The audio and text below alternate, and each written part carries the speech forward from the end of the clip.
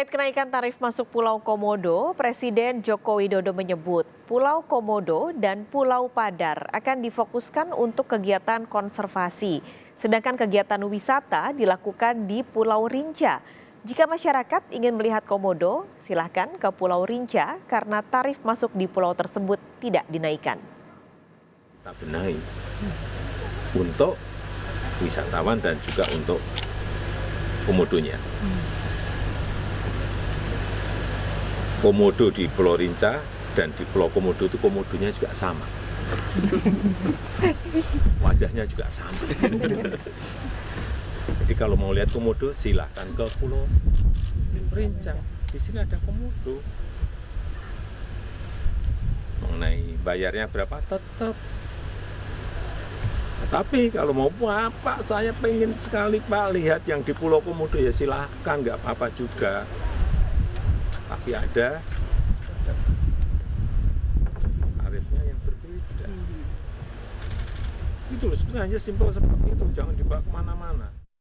Siang ini kita sudah tersambung melalui sambungan telepon dengan Kepala Dinas Pariwisata Manggarai Barat, Pius Baut. Pak Pius, selamat siang Pak.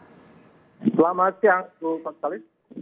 Ini masih terjadi polemik soal kenaikan harga tiket, sementara kenaikannya harusnya diputuskan 1 Agustus Pak, tinggal beberapa hari lagi. Adakah kemungkinan ini akan ditunda Pak Pius? Baik, keputusan naiknya ini adalah sebuah keputusan dari pemerintah Provinsi NTT bersama Kementerian LHK ya, Lingkungan Hidup dan Kehutanan. Nah, selama ini sudah ada beberapa tahapan sosialisasi kepada pelaku pariwisata dan setiap tahapan itu memang selalu diwarnai penolakan dari teman-teman pelaku wisata.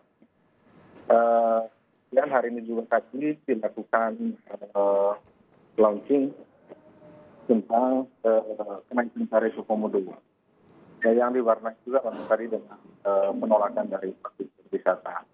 Nah, diharapkan memang pelaksanaan kenaikan tarif ini perlu didiskusikan lagi waktu pelaksanaannya supaya bisa segala sesuatunya dipersiapkan dengan baik. Seperti itu. Pak Pius, sempat ada pembicaraankah dengan asosiasi wisata terutama di Manggarai Barat untuk menemukan win-win solution gitu antara pemerintah yang menginginkan konservasi di Pulau Komodo, sementara di masyarakat ataupun di asosiasi pariwisata ini tidak terganggu pendapatannya begitu? Iya betul. Sejauh yang kami ikuti selama ini dengan teman-teman pelaku pariwisata, konservasi oke, semua sepakat ya. Pembatasan oke, pembatasan jumlah pengunjung ke Pulau Komodo. Tetapi soal kenaikan tarif, kemudian soal waktu, mungkin itu yang perlu dibicarakan dengan baik karena ini momen pasca pandemi, pariwisata sedang bertumbuh ya, berkembang dari kondisi pandemi yang melantakkan pariwisata tahun lalu. Nah, dinamika penolakan itu sudah terjadi dari awal sosialisasi rencana ini. Seperti itu. Ini sebenarnya kalau kita bicarakan kemarin Presiden Jokowi ketika berkunjung juga sudah mengatakan bahwa silahkan kalau mau datang ke Pulau Rinca, ini Pulau Komodo sedang dijadikan konservasi begitu. Kalau melihat data secara historis, Pak Pius, ini memang kunjungannya ke Pulau Rinca dan Pulau Komodo ini angka wisatawannya berbeda jauhkah Pak? Kebanyakan orang memang lebih suka ke Komodo gitu dibanding ke Pulau Rinca? Iya, kalau dari data kunjungan ke Pulau Rinca sebelum pandemi ya, sebelum Rinca 2 tahun ini kan dibangun infrastrukturnya, ditutup ya. Tapi data sebelum itu memang tingkat kunjungan wisatawan ke Pulau Rinca lebih tinggi ya dibanding ke Pulau Komodo. Tetap di dalam Taman Nasional Komodo ini ada daya tarik yang lain, yang namanya Pulau Padar. Nah, Pulau Padar ini cukup banyak juga dikunjungi oleh wisatawan. Ya. Nah, kebijakan ini sekarang ini konservasi ini kenaikan tarif 3,75 itu termasuk Pulau Padar itu, ya kan? Nah, kalau misalnya ini dibatasi dengan dalam waktu yang singkat ini, itu akan berdampak terhadap aktivitas seluruh kegiatan pariwisata di Labuan Bajo.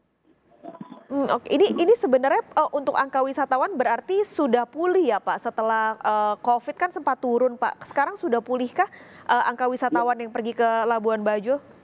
Ya, data sekarang ini sudah kurang lebih 90-an ribu ya wisatawan yang ke Labuan Bajo. Ada perbedaan kalau sebelum pandemi itu 85% itu terpakai. Ya. Sementara sekarang 80-an persen itu wisatawan domestik. Ya, demikian. Oke, terakhir Pak Pius, ini alasan yang dijadikan kenaikan harga adalah soal konservasi, tidak hanya alamnya tapi juga kita berbicara soal komodo yang ada di sana. Untuk populasinya Pak Pius, apakah memang terjadi penurunan trennya dalam beberapa tahun terakhir untuk komodo yang tinggal di sana Pak?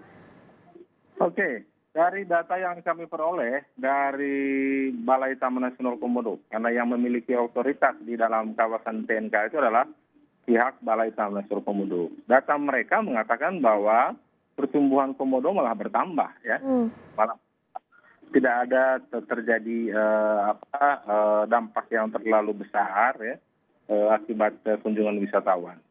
Karena dalam Taman Nasional Komodo ini ada zonasi-zonasi, Ibu, ya. Ada zonasi inti, ada zonasi pemanfaatan. Nah, zonasi pemanfaatan ini dimanfaatkan selama ini oleh wisatawan. Seperti itu. Oke, berarti sebenarnya konservasi yang memang ditujukan untuk kenaikan harga ini di bagian mananya Pak Pius? Iya, jadi bicara konservasi ini kan kemarin berdasarkan kajian ilmiah ya dari kalau saya tidak salah salah satu perguruan tinggi yang menyelenggarakan riset soal konservasi. Dan itu oke, karena bicara konservasi kita sepakat lah ya.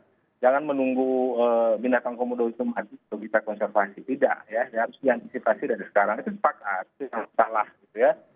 Jadi mungkin yang dipersoalkan oleh pelaku adalah soal waktunya.